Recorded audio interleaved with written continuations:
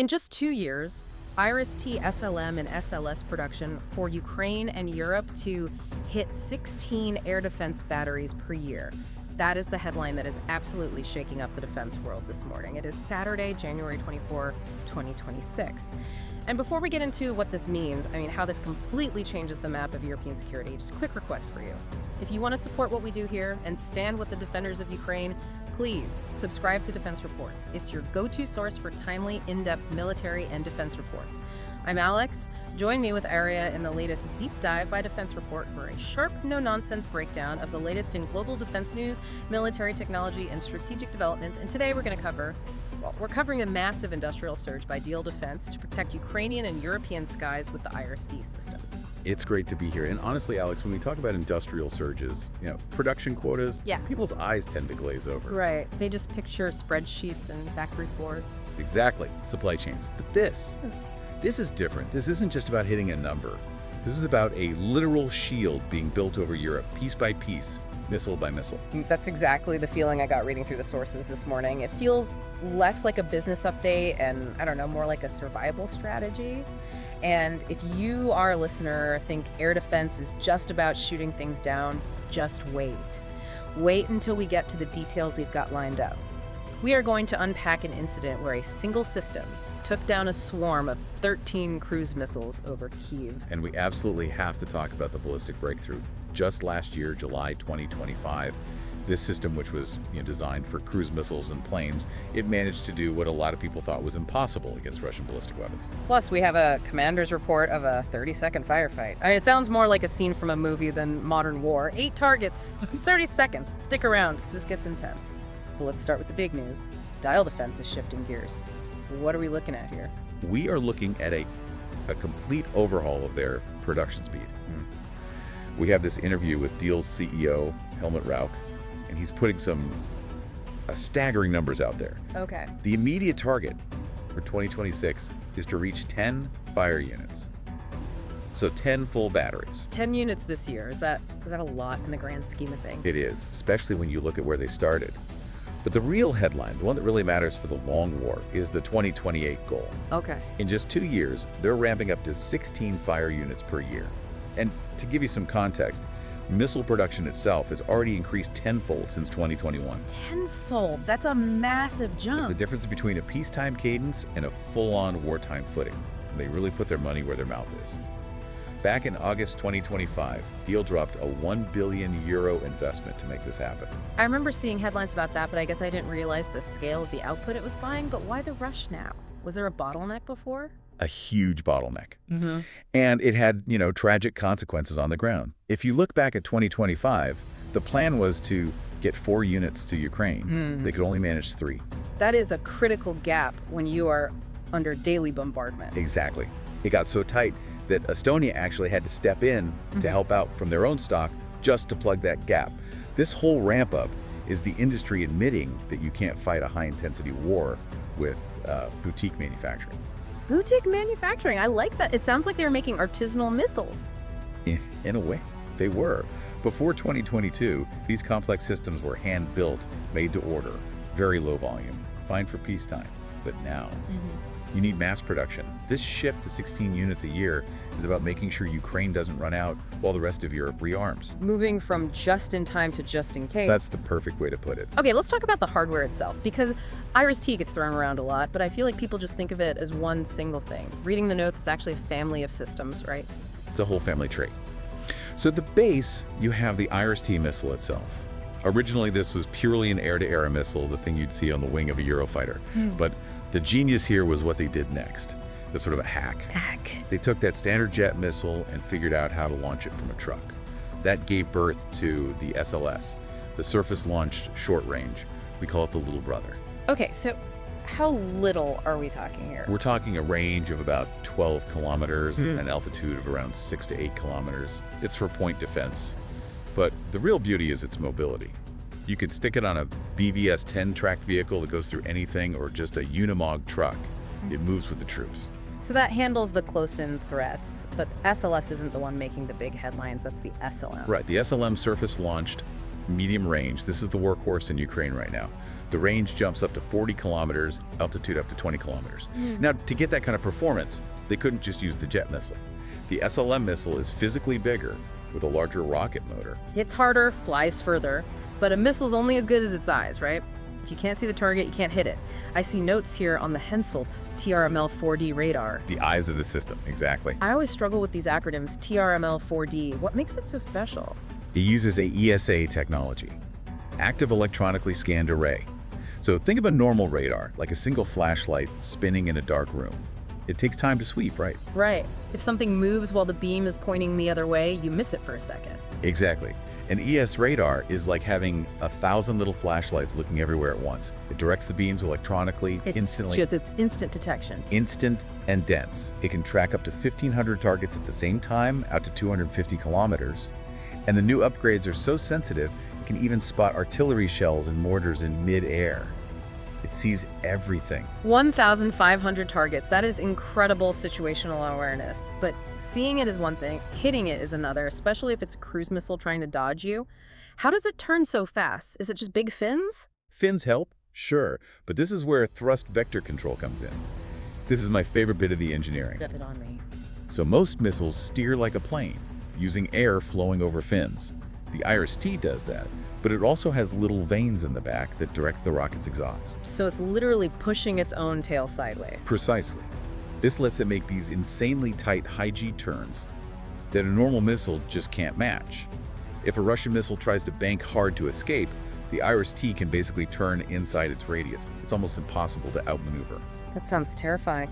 But what about jamming? We hear so much about electronic warfare. Can't they just jam the guidance? They can try, but IRIS-T has an ace up its sleeve. It uses an infrared seeker. It physically sees the heat image of the target. And why is that so important for you, the listener, to understand? Because you can't jam heat. Modern war is full of electronic noise, decoys, jamming. But you can't turn off the heat of a jet engine while it's flying. So once the IRIS-T opens that infrared eye, it locks on. There's almost no way to confuse it. That explains a lot about the success rates we're seeing. But, specs on paper are one thing. Ukraine is the only place the system is being tested in high-intensity combat against a peer adversary. How's it actually doing? It's graduated from a theoretical system to a legend. And I don't use that word lightly. We've got the Ukrainian Air Force, even German Chancellor Olaf Scholz, citing hit rates between 95 and almost 100%. Almost 100%. That sounds like propaganda, to be honest. Nothing in war is perfect. I was skeptical too. As an analyst, you're always looking for that fudge factor. But the data logs back it up. In June 2024, Diehl's CEO claimed 240 kills with a near-perfect rate, and the specific engagement reports. That's what's convincing me. You mentioned a swarm incident. Walk us through that. Early 2023, you have to imagine it. A single IRIS-T battery is guarding Kyiv. Sirens are wailing, and suddenly that AESA radar lights up, not with 1 or 2 blips. 13 Russian cruise missiles coming in from different directions. A saturation attack. They're trying to overwhelm it. Exactly. They want to exhaust its interceptors. But the Ukrainian crew, they managed to fire perfectly. Intercepted all of them, all 13. That is just unbelievable pressure on that crew if they miss one. And then there's that 30-second blitz we teased. A unit commander reported an engagement, we don't know the exact date, where they took down 8 cruise missiles with 8 interceptors in just 30 seconds. Wait, 1 shot, 1 kill, 8 times in a half a minute. That's a new hit every 3.7 seconds. Ah. It speaks to that simultaneous engagement capability we talked about. It's almost automated lethality. Okay, but this is where I want to push back a bit. Cruise missiles are, basically small jets. They're slow enough. The ballistic breakthrough you mentioned, that seems like a totally different beast. The narrative was always that you needed a huge American Patriot system for that. That was the conventional wisdom, absolutely. IRIS-T SLM was for aerodynamic things, drones, planes. Ballistic missiles are different. They don't fly, they fall. They come screaming in from the stratosphere at hypersonic speeds. So catching one isn't a chase, it's a massive math problem. A huge math problem. You have fractions of a second to get it right. And yet, in July 2025, Ambassador Alexei Mikheyev confirmed it. The system successfully intercepted Russian short-range ballistic missiles, likely Iskanders. Why is that such a game changer, technically? Because it changes the economics of defense. A Patriot missile costs millions. An IRIS-T is significantly cheaper. If you can stop ballistic threats with a medium-range system, you free up your Patriots for the really high-end strategic stuff. The whole shield becomes more efficient. Which brings us to strategy. Because a great weapon is useless if it gets blown up 5 minutes after you turn it on. The Russians are hunting these, aren't they? Relentlessly. With Lancet drones, counter-battery fire, which is why the shoot-and-scoop tactic is so critical. Sounds kitschy. What's it look like for the soldiers? It's life or death.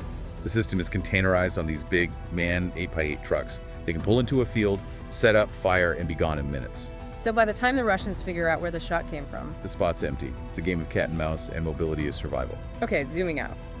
We have to talk about the ESSI, the European Sky Shield Initiative. This is the big political layer. Right. Launched by Germany in 2022, it's grown fast. 24 nations are in now, UK, Baltics, Scandinavia. But the really fascinating part is who joined recently. The neutral countries. Exactly. Austria in July 2023 and Switzerland in October 2024. That caused quite a stir, didn't it? I mean, neutrality usually means staying out of military alliances. It raises a huge question. What does neutrality even mean in an age of hypersonic missiles? You can be politically neutral, but physics doesn't respect that. If a missile violates your airspace, you need to shoot it down. So it's a pragmatic move. Totally. Their argument is that joining a procurement initiative to buy a shield isn't the same as joining a war alliance like NATO. They're buying the umbrella, not the sword. But not everyone's happy about it. France has been, let's say, vocal. France has been very critical. President Macron argued that the initiative relies too much on non-European tech. Because it uses American Patriots and Israeli Arrow 3 systems alongside the German IRIS-T. Exactly. France wanted a purely European solution, pushing their own Franco-Italian Sabot system. They felt relying on US or Israeli tech creates dependency. It's that whole strategic autonomy debate. So buy what works now or build your own to be independent later. And Germany's argument was simple. The threat is now. Ukraine is burning now.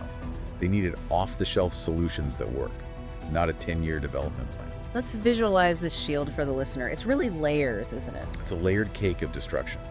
At the bottom, you have things like the Skyranger 30 cannon for cheap drones. In the medium layer, up to 40 kilometers, that's our IRIS-T SLM. And the heavy hitters. The long layer is the Patriot. And then, way up high, the exo-atmospheric layer, literally hitting targets in space. Right. That's the Israeli Arrow 3. It's impressive. But Diehl isn't stopping at the SLM, are they? What's next? No, technology never stands still. The next evolution is the IRIS-T SLX. The X always makes it sound cooler. What's it stand for? Extended range, they're talking about doubling the range to 80 kilometers and the altitude up to 30 kilometers. Double the range. That's a massive jump. How do they do that and keep it accurate?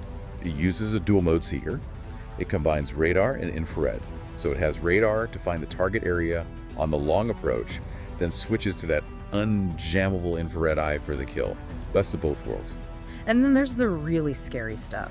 Hypersonics. That's where the HYDEF program comes in, hypersonic defense. It's a missile being designed specifically to kill the unkillable, these high-speed maneuvering threats. Sounds like science fiction is becoming reality very fast. It is. And we shouldn't forget the naval integration. In October 2025, they tested firing the SLM from German frigates. So the system's going to see. Makes perfect sense. If you have a proven system that stops ballistic missiles in swarms, why would you put it on your ships? It simplifies logistics, training, everything. So looking back at all of this, the production surge, the combat record, the new tech, what's the big takeaway? The takeaway is that this ramp-up isn't just a business decision. It's a direct response to the effectiveness proven by Ukrainian defenders. IRIS-T has graduated.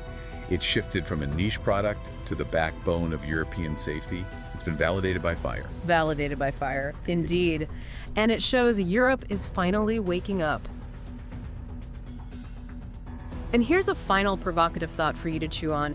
We talked about that ballistic confirmation, the fact this medium-range, relatively cheap system can stop ballistic missiles. Right. If that's true.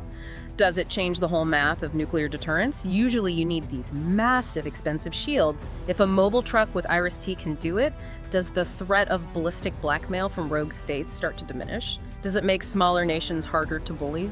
Yeah. Something to think about. That is a fascinating angle. It essentially democratizes high-end missile defense. It completely changes the geopolitical poker game. You've been listening to Defense Report by Alex and Aria, where we analyze the latest in military strategy, global defense, and advanced weaponry. And one last time, if you found this deep dive valuable, please subscribe to Defense Reports, your go-to source for timely, in-depth military and defense reports. We'll catch you next time.